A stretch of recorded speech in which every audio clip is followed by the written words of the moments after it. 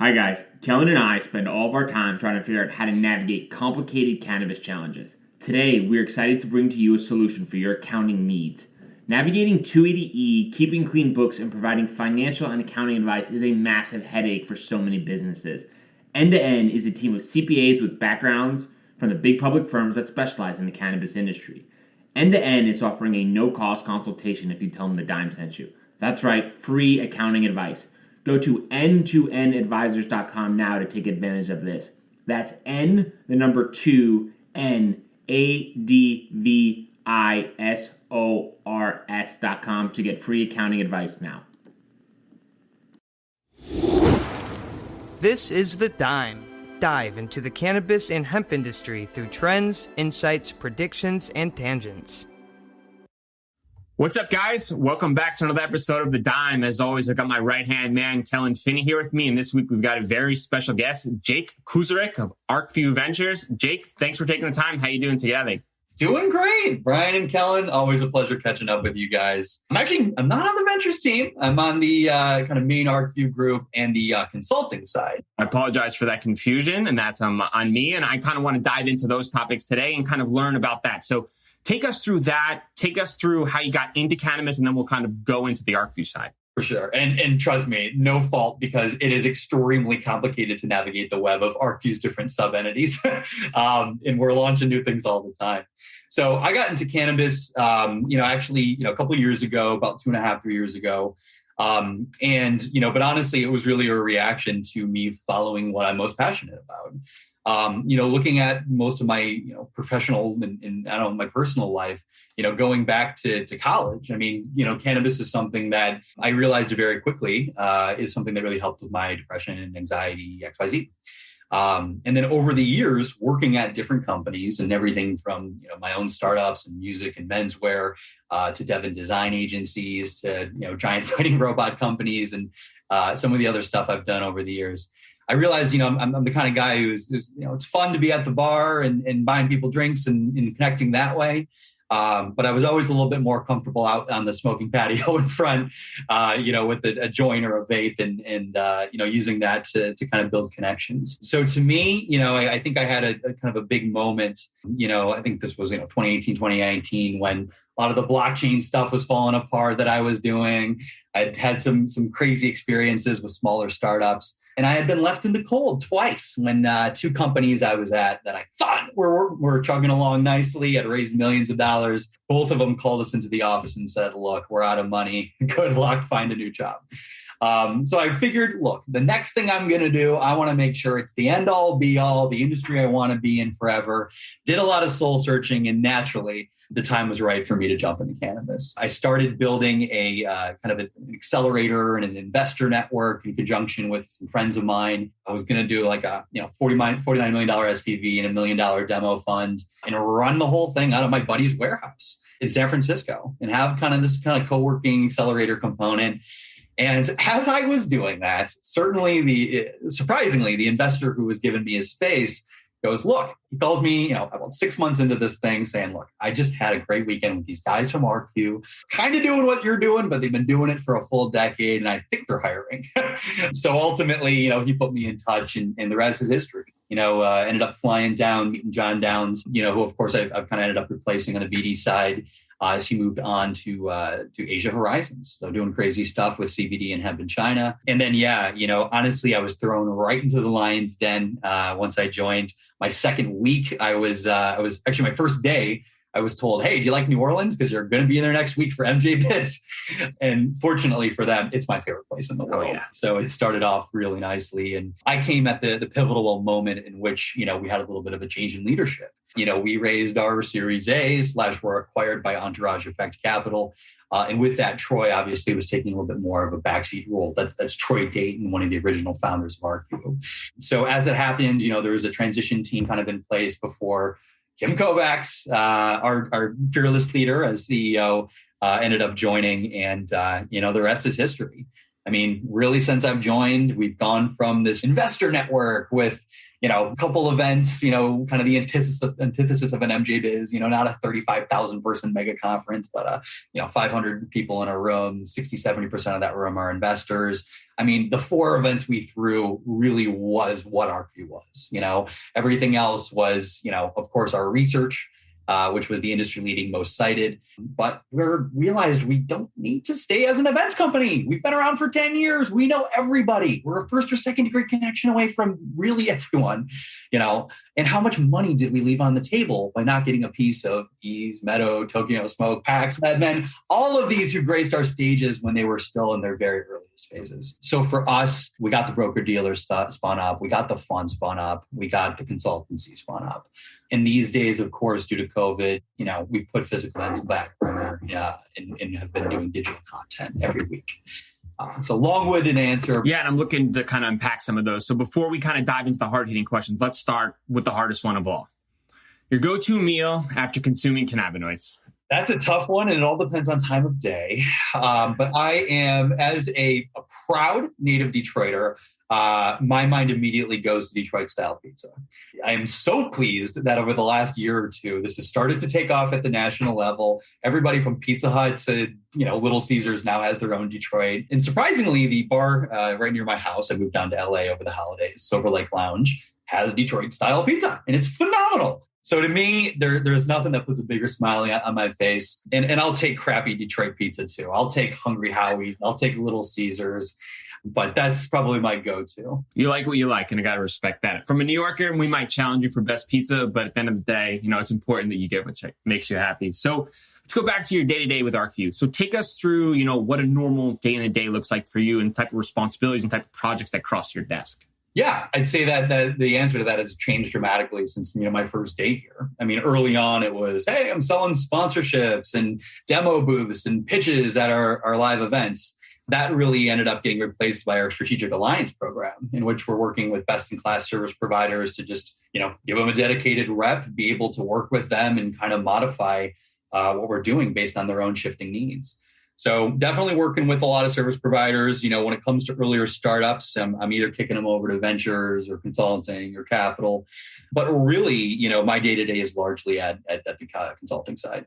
So for me, we started getting a lot of inbound right when the pandemic hit from people who've been buying our research reports for years. And I'm talking large European ag techs, like top 5 companies, large North American CPG companies. I mean, everybody was reaching, or not everybody, but a lot of people were reaching out and, getting that caliber of cold inbound saying, look, we've been buying your research. Now we're thinking about moving into the space, exploring this acquisition, looking to do some due diligence. And we realized, okay, we need to get this thing formalized.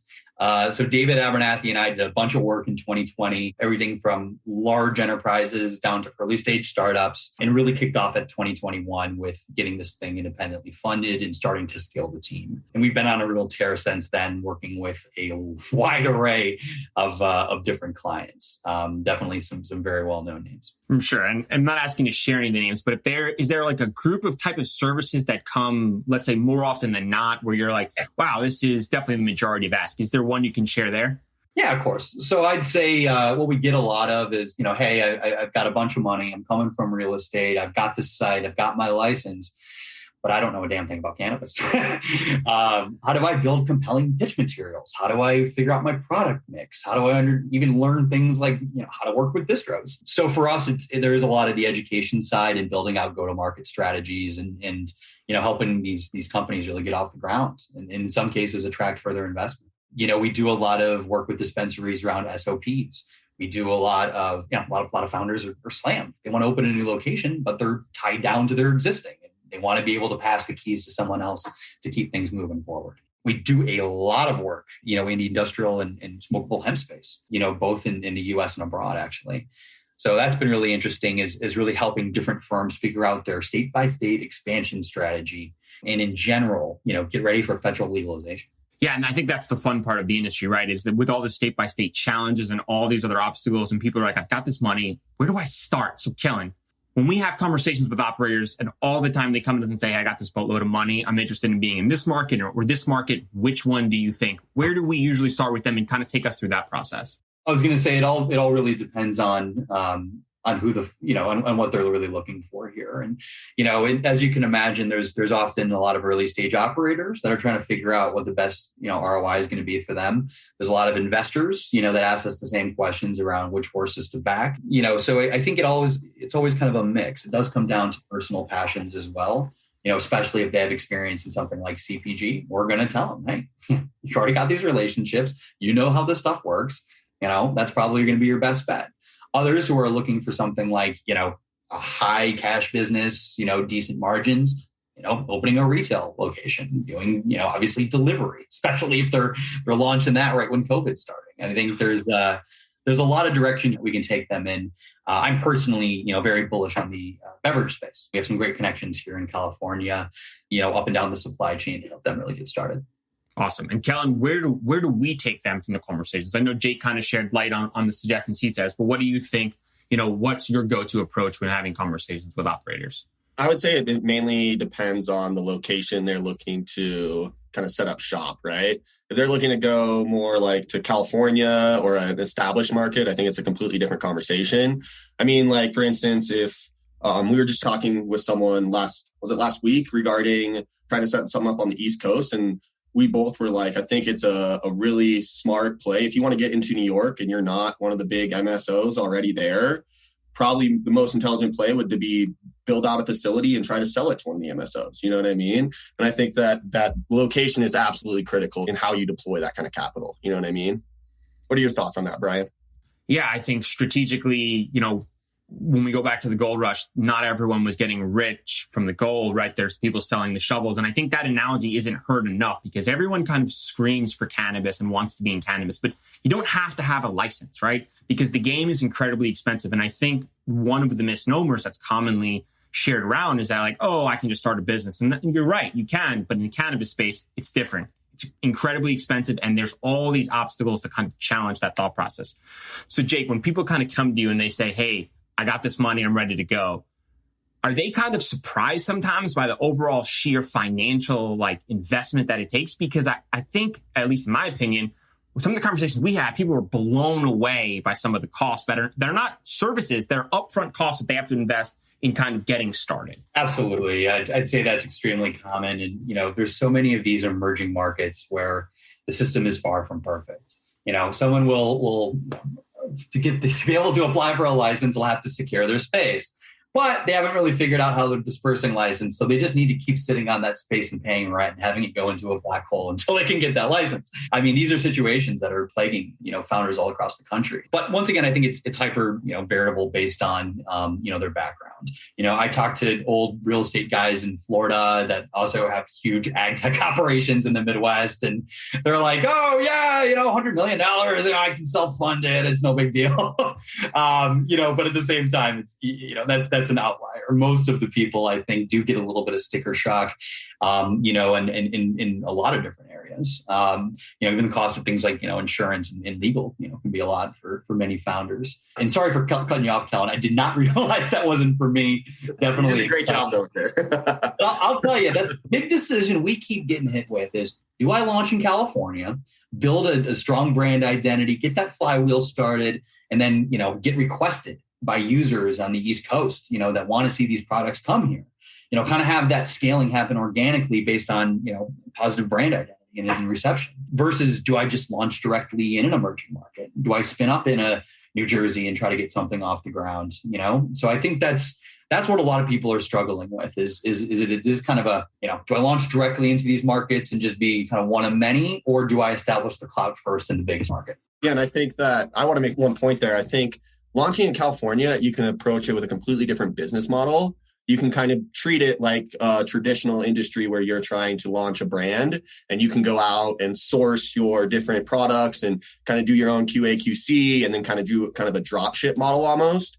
Versus on the East Coast, who you're going to call. You have to instantly try to be vertically integrated. If you want to start a flower brand, for instance, you're going to have to grow your own flower, or your Rolodex in terms of different companies to source that flower from is going to be really, really limited. You know what I mean? And so I think that is a huge misconception that a lot of people don't really realize is that in these established markets, you're able to utilize a more traditional business model than kind of on the East Coast. Jake, I get asked that question always, right? And my response is typically in a form of a question because I also don't know. Because if you're in California, sure, you have an established educational customer who knows exactly what he's looking for. But on the East Coast, that brand identity doesn't really transfer because how does it transfer, right? Is it the influencer who's promoting the product? Is it Curaleaf? Is it Trulieve? Or is it like cookies? So the direction from branding, I think, is not determined yet because cookies to me is probably the most well-known, but I don't know, at least in my opinion, I don't know if that's going to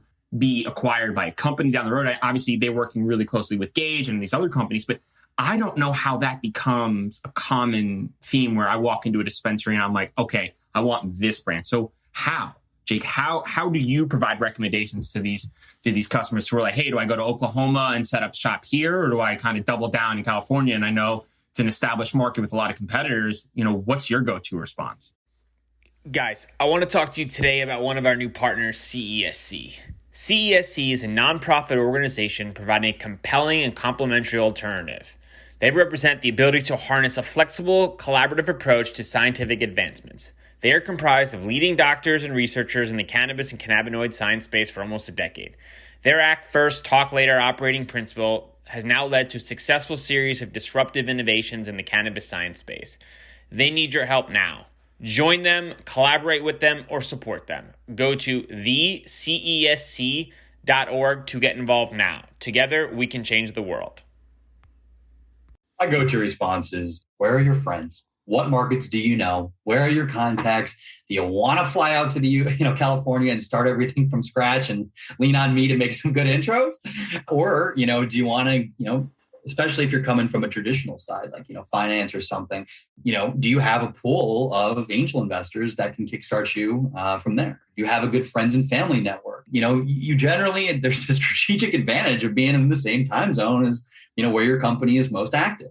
That's always, it's an obvious thing, but it's something that I think a lot of founders don't think through. They take the risk and move out west in hopes it works for the best. And, especially under the pandemic, it's not as easy to get out there and network. But I'll tell you, when it comes to kind of, a brand identity that carries out east, we have seen that, and a lot of this is anecdotal, but, there are requests for products that they've tried while on trips. I mean, Papa and Barkley is one that I get commonly asked of friends on the East Coast, saying, hey, I was able to buy the pure CBD online, and I was able to buy some of the 3-to-1 topical to help with, my pain after golfing, from a dispensary while I was out there. Outside of shipping it to me, where can I find this? Yeah. So I'd say that's a huge part of it. But, on the branding side, I'm happy you brought up cookies. No one really can touch their level of, building a proper lifestyle brand. You can't walk down the street in downtown LA and not see some guy wearing a cookies hat or cookies shorts or cookie hoodie. And I'll tell you, it helped by getting on in PacSun, and it sounds crazy, but hitting the U's, looking at who's most active on social media, the hypebeast culture that is so prominent, who's active in the comments, who's sharing this with friends, who's using this as a cloud item versus, something where it's just a medicine. And really you find that, brands like cookies, and I think we're seeing more and more similar competitors. I mean, even like Carrots, for instance, they're doing a cannabis thing now, which is similar. We're seeing similar stuff with, I think even Jungle Boys is starting to kind of brand themselves in this direction. Stizzy's branding themselves in the direction. I mean, Stizzy has a whole, their downtown LA facility. I mean, they have a whole e-commerce store, their whole retail store. They got T-shirts, they got button downs, they got music. I mean, it's like the Starbucks now where they're going to give me a Nora Jones CD. So I think all that kind of plays hand in hand, and it becomes an interesting part of your retail strategy of, hey, which of these retail locations, which of these potential partners can do more than just get me sales? Who can give me that shelf space? Who can help me with my branding? Who can put me on webinars? Who can, let me contribute to their blog? I mean, all of this goes towards building a brand. Yeah, I think we're still in such the early stages of that, right? We saw Seth Rogen come out with Houseplant, which was really exciting because, naturally, you saw the connection between the two of them. Obviously, Jay-Z is super involved with his company from more of like a leadership role. So to push it back, who's next in the space? Who, if you had a guess, what sort of big name influencer kind of pivots into this space? If you can share, if you don't know, we can take a guess. How does that work? I'll tell you, that's a great question. I've never been asked that. If he hasn't already, I think Joe Rogan's going to end up doing his own. I think a lot of these podcasters are going to realize they have some very loyal fans that will eat up and buy and anything they're putting out there. And honestly, it's a lot of people that are on the air, I think, are going to go this direction. We've seen the athletes, we've seen the musicians. I infused dinner tonight that has a bunch of athletes and musicians involved. But I think we're going to see it coming from weirder and weirder places. I think we're going to see Sean Hannity pushing his own CBD. He's pushing, his other CBD brands now, but none really targeting conservative consumers. And this is a rapidly growing market segment. I don't agree with the politics. I'll be very upfront about that. But there is a big untapped market opportunity as new demographics start to get exposed to this. And you have to look at the thought leaders these guys are listening to. Yeah, I think it's really well said. So Kellan, your guess. Joe Rogan's a really good guess, you know what I mean? Or not guess, I guess maybe an educated guess, maybe, right? Who would I guess? I mean, athletes, I don't know off the top of my head. Who do you think, Bryan? The Rock.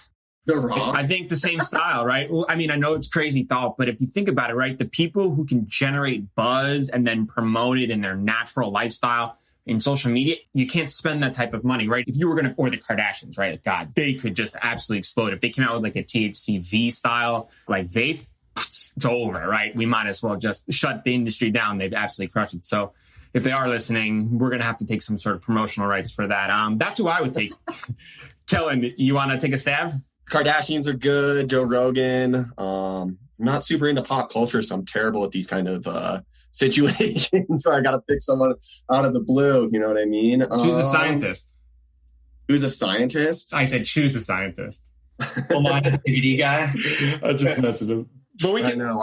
I'm if it comes back, throw it up. I want to switch gears and kind of I want to come back to Jake about kind of the day to day. Obviously, we talked about the CPG and kind of the financial commitment.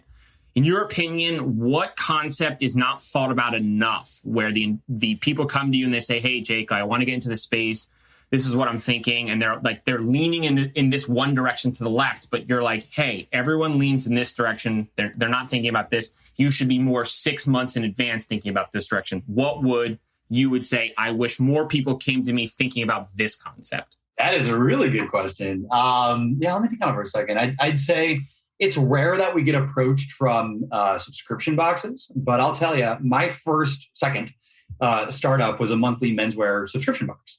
And the recurring revenue aspect there, I mean, it's the multiplier that investors are looking for, but also, I mean, recurring revenue is a great thing to have, Yes. Cannabis can be unpredictable. So I'd love to see people getting, as regulations start to permit people getting creative here, I think we're going to see a heck of a lot more subscription boxes and in targeting a lot of different things, and not just including cannabis, but also including lifestyle products as well. I think that's a real untapped market opportunity. I mean, our CEO, Kim, was previously the founder of MyJane, which was acquired. And that was very female focused. They'd send a rep to your house to walk through the products with you. But I'm going to see more of these things coming through the mail once they figure that out.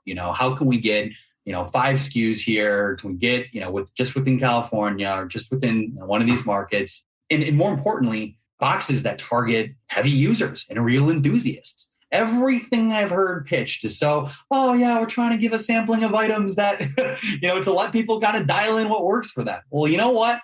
Who's buying the most cannabis? Who's buying $200, $300 worth a week? The heavy users who care about premium quality, small batch stuff you can't get anywhere else, those real grails, land race, crazy genetics, stuff that you're not going to find anywhere else. I think there's a huge market opportunity.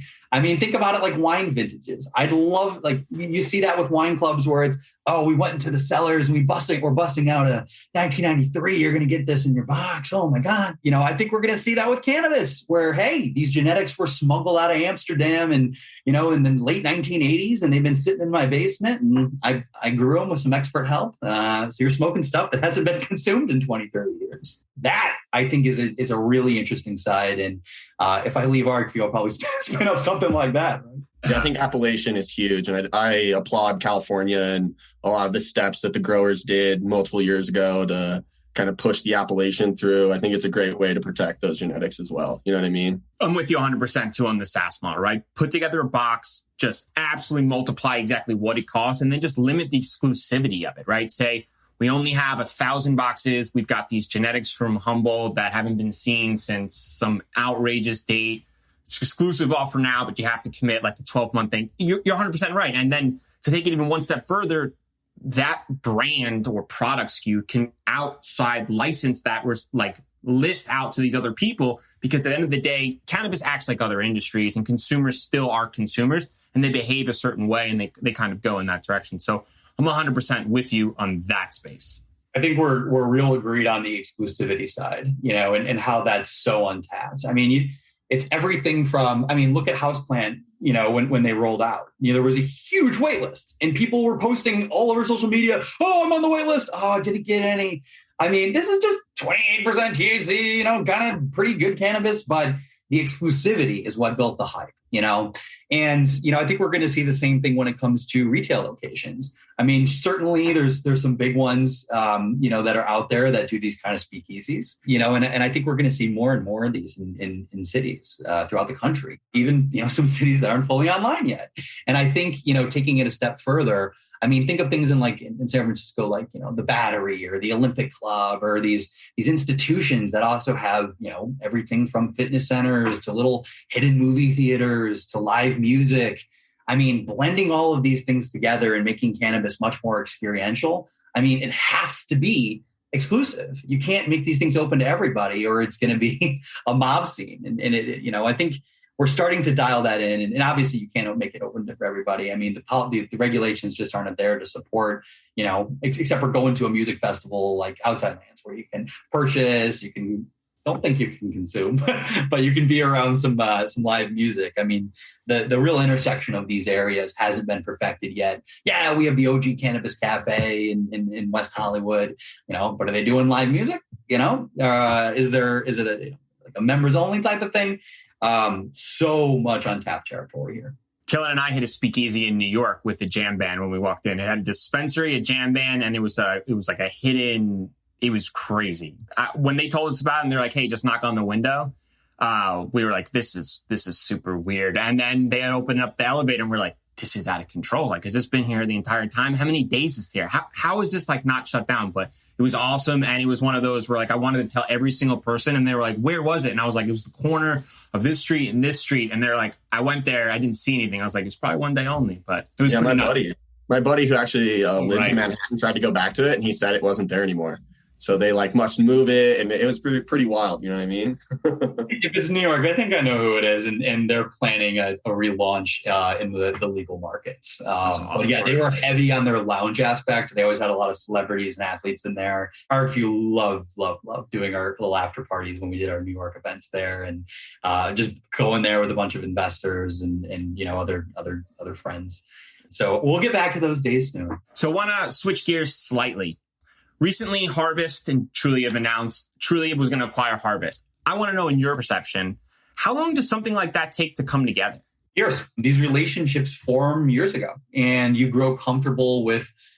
Decision to merge, is a big one.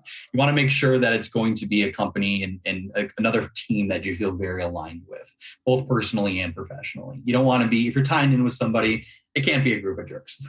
So, I think in general, a lot of these relationships, they get catalyzed, at places like, an Arcview event or an MJ Biz event, or, even just in a random, chance encounter, and I've met some great people at an airport, before that were in cannabis that ended up becoming close connections. So I'd say, it takes time to build that trust. And if you're partnering, especially companies of that level, chances are you've known each other for quite some time. So I'd say at least a year or two, but, I'm happy you're talking M&A because we're squarely in the age of it right now. So smaller companies, you can get acquired sometimes for a song and a dance. Hey, what do your numbers look like? Hey, where are you based? Okay, well, we're a dispensary that's trying to vertically integrate as much of our shelf space as possible. Let's get your pre-rolls as our pre-rolls now. Or some of these big Canadian companies, the big Canadian publics, they're coming down to the US and they're just doing roll-ups of a bunch of brands that might even be doing, sub 10K a month in revenue. They just want to be able to snap up as many of these things as possible and get bigger and bigger. So yeah, very weird time for M&A. I'd say the relationships that work out the best are the ones that have the most time, care, and face time put into them. Do you think other companies like GTI or Cresco or Curaleaf accelerate their plan based on a step like that? I mean, that's an aggressive move by Trulieve, and obviously it's not a land grab like Kim said. She strategically understood exactly what she wanted. But do you think other large operators feel the need to kind of respond? Grassroots Curaleaf was probably the bigger, come to Jesus moment for them, where they're like, okay, we really need to start thinking about, if it makes sense to go it alone, or if there's a way we can, dominate the full country. I mean, all of these MSOs, raised a bunch of money. Their goal is to scale organically state by state, but as competition heats up, that timeline does get shorter and shorter. As these other big mergers occur, the timeline gets shorter and shorter because they're snapping up territory everywhere. So yeah, I would say it absolutely does, get them accelerating their plans a little bit, getting a little bit more creative and, even testing the waters. I wouldn't be surprised if some of the biggest firms send out more or less secret shoppers to interview for some of these companies and learn as much as they can about, where they're headed. Or, needless to say, people are getting poached. You're looking at people, at competitors, and you're realizing, let's pull LeBron James and bring your talents to South Beach and have you start somewhere new. Yeah, this industry sure has the cash to kind of acquire top talent. So I want to kind of take it one step further, and then we'll dive into the prediction.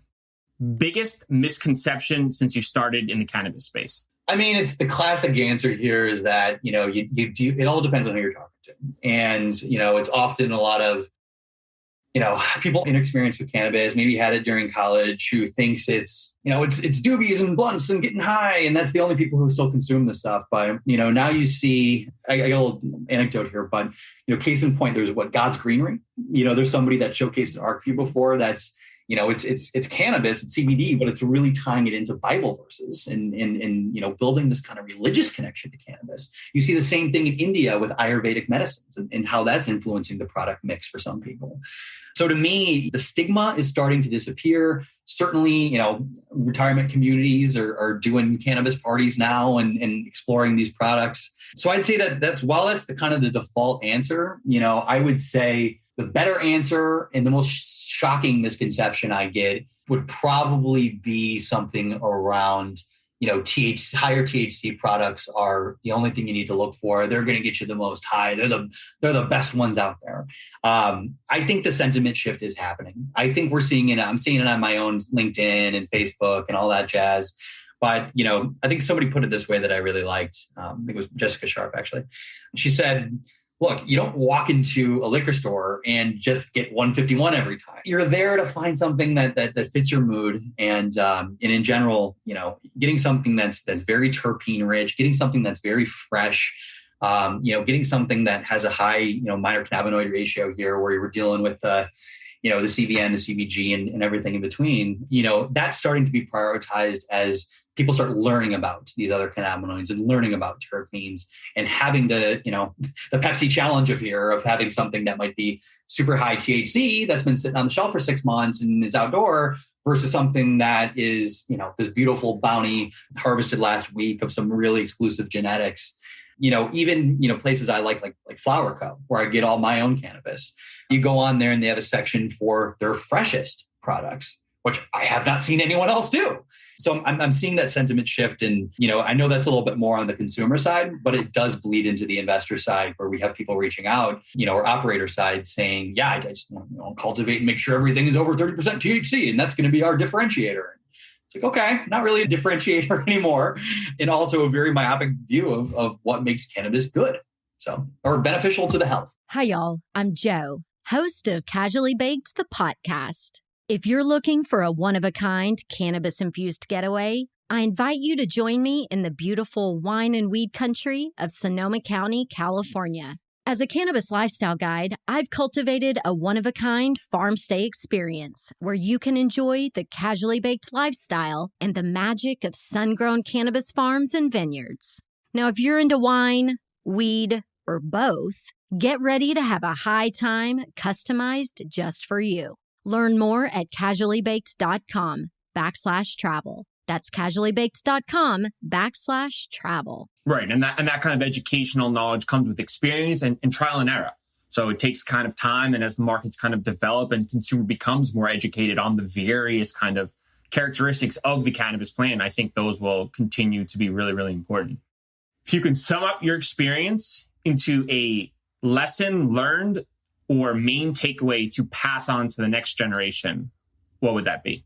Obvious one here, but cannabis industry is so intertwined with sustainability, with climate, with economic justice, with social justice, with racial justice. I mean, so many people still in prison for this. It's mind-boggling. And the great work of people like Last Prisoner Project to help with that, gets highlighted, but not nearly enough. If you're not in the industry, you might not know any of these names. So, I think for me, it's I hope the next generation really does take that to heart and, make it part of their own identity as well. We don't want to see this thing become, it's inevitable, but we don't want to see this thing become, craft beer, where, the first couple of years, 2012, 2013, a lot of choices out there, a lot of people that are supporting each other, lifting each other up, sharing secrets, sharing recipes, doing collabs, into this massive consolidation of, okay, you're AB InBev. If you're a bar and you want to have my products, you got to carry these tabs, and then we'll give you this craft one that we're pushing now. I'd say what I love about this industry the most, and one thing that makes it truly unique as somebody who's worked across a million different random industries, is this is the one where people that are competitive have no trouble supporting each other a lot of the time. My favorite stories are, I've had an issue where a client came to me looking for gummies. And, I was like, hey, I need somebody to manufacture these gummies. I kicked it to some guy I thought would be perfect. He goes, look, we're good at hard candy. We're good at tablet gummies. I'm not the best at. Instead, let me cook you over to somebody. It's a direct competitor, but I think they do great work. You do not see that elsewhere. I hope that carries on. Yeah. Last time you consumed any cannabinoids? Surprisingly, I didn't have my morning CBD, or I'm a big fan of the Wolf Sciences Crappies team, who I know you featured before. Thanks for sponsoring the podcast again, Benicola. That guy's the best. One of my favorite people in the industry, just a warm dude who is super knowledgeable and does great work. I did pop one of his CBN tablets last night, before I went to bed. CBN in general has been really helping me not only sleep better, but have dreams again, which is something that as a frequent cannabis user, I've really missed. Potley and their CBN honey, it's either the crappy CBD CBN or it's Potley CBN and melatonin that I take, every evening. But I would say I run our accelerator program. The real answer here is I got done with last night's companies that were showcasing and getting mentor feedback. It was a long night, and the first thing I did was fire up the volcano from Finest that I wanted to try, some fresh squeezed OJ. So packed a couple volcanoes of that and enjoyed my nightly Netflix and crappy reality TV. Perfect. All right, prediction time. It's more of like a hot take, but we can just call it in the prediction side. With Alabama set to legalize medical marijuana and more states coming online with adult use, is federal legalization even important anymore? It is, because, the one thing that I think is going to happen here is they're going to really leave it up to the states, even if they decriminalize or legalize at the national level, to kind of make their own rules the way they have with booze, having package stores in the East Coast versus, grocery stores in 10 states can, also serve liquor and all that jazz. And there's Whole Foods down here with a craft beer bar and a wine bar, and an Erewhon has a natural wine store here. I mean, it's crazy the differences, in these different areas. But I'll tell you, what I really see happening here is because they will decriminalize, you'll buy your cannabis compliantly in Illinois as an Illinois citizen, and you're on your way to visit some friends in Indiana, and you'll get pulled over, and then, unfortunately, it's Indiana. I think at the federal level, there has to be that guidance there, which doesn't lead to you getting a ticket. Because if you bought it compliantly and you're not driving under the influence, Indiana shouldn't be allowed to say, no, you can't have that anymore. So that's how I think it's going to play out, and why it is so important is because people do not stay in one state. Look at the East Coast. You have states the size of postage stamps, come on, Delaware, Rhode Island, get it together, so I think it's really interesting to kind of think about cross-border commerce in general. I don't think it will just be a free-for-all. I think that will nuke a lot of markets if they do it. But they will leave it up to states to determine if they want to have cross-border commerce and accept cannabis coming in from adjacent states. In smaller states where they do not have the space to do, cultivation at scale and refined products at scale, it's going to make sense to import it from the guys next door who are doing it. In other states, that's going to completely nuke competitive advantage and really destroy the existing market and operators there. So we'll see how it plays out, but I'm excited. I'm grabbing the popcorn either way. Kellan. 2 points. I think that federal legalization is important for tax purposes and banking and all of those monetary perspectives. I also think it's really, really important for the psychological aspect of the American population as well as the world population, right? I think that having the federal government come in and say, okay, this is legal now, or at least decriminalized, I think that does wonders for all of those really, really conservative individuals out there who still think that it's the devil's lettuce, or who was that Oklahoma senator? The Nebraska. That who said the Nebraska that senator. If you consume it, it'll kill your kids or whatever. Those kind of things just need to completely stop. And with federal legalization, I think that kind of draws a line in the sand from a psychological perspective, at least. I still think people like him will say crazy shit like that because I don't know what provoked him to say that. Obviously, there was no information brought in. He just kind of went for it, and maybe it's financially motivated. So I'm going to take a different approach. And I think it kind of blends both sides, where it depends on who you're talking about, right? If an everyday user just wants to consume cannabis, they don't really care about it. If their state goes rec and they can get it, they don't really care. But I think for the industry to continue to grow and these kind of handcuffed restrictions to be removed, I think it's incredibly important that the government kind of goes forward and takes that. Obviously, the interstate stuff is going to be incredibly detailed and complex to kind of itemize out how those things work. And, thank God those guys get paid a ton of money in order to figure those things out, because that's going to be incredibly challenging. So I guess we're all in agreement in some aspects of that. Oh, yeah. Well, I think those who are trying to figure it out, candidly don't have a strong knowledge of cannabis. And, we have some connections at the State Department. We, catch up with them at a time, and they're a sponge. They're eager to learn as much as they can. They want to make sure they don't drop the ball and do things regarding international cannabis import and export that's going to kill our industry. So I have seen a real olive branch extended, even on both sides of the aisle. We had Cory Gardner and Earl Blumenauer on the same webinar. They're very opposed on everything but cannabis.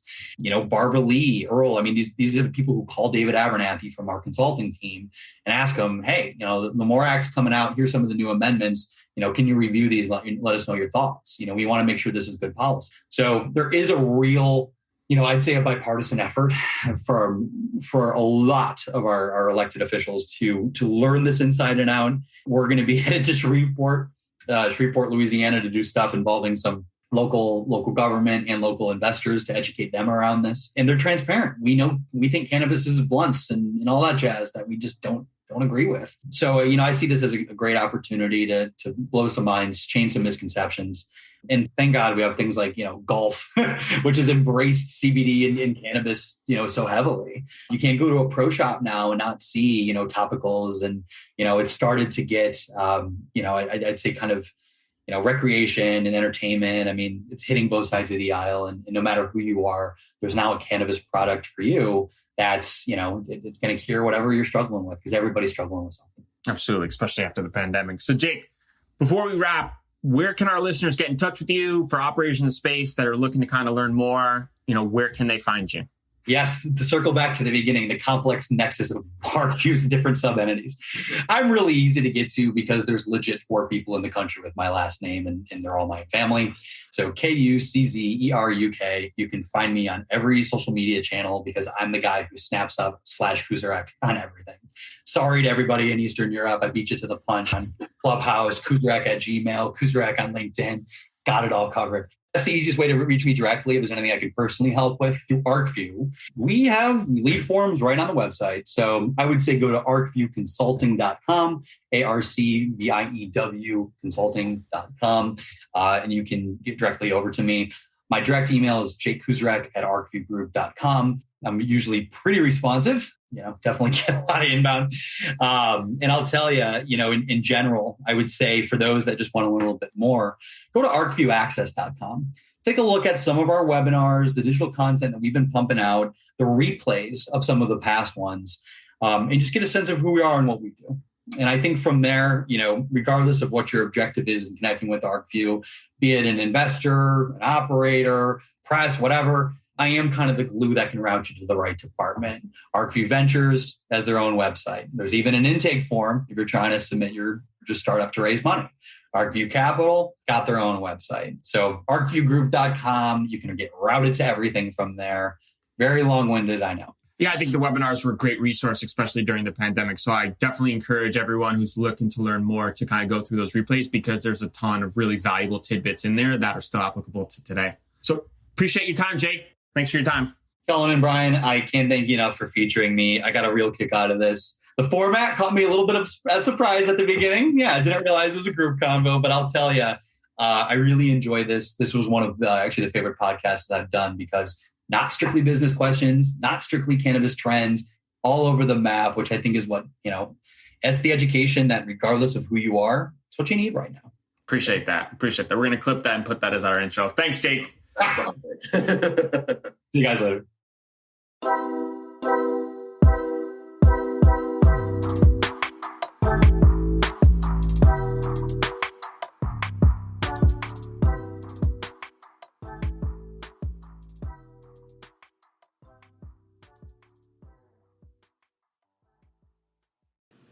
I'm Josh Kincaid, capital markets analyst and host of your cannabis business podcast, The Talking Hedge, and newest member on PodCon X. So come on over and check out The Talking Hedge. We talk about business news, interviews, investments, events, all that stuff. So come nerd out with me over at The Talking Hedge. You can find me at thetalkinghedgepodcast.com or on all your favorite podcast platforms. Don't forget to like, share, and subscribe, or don't. And I'm out.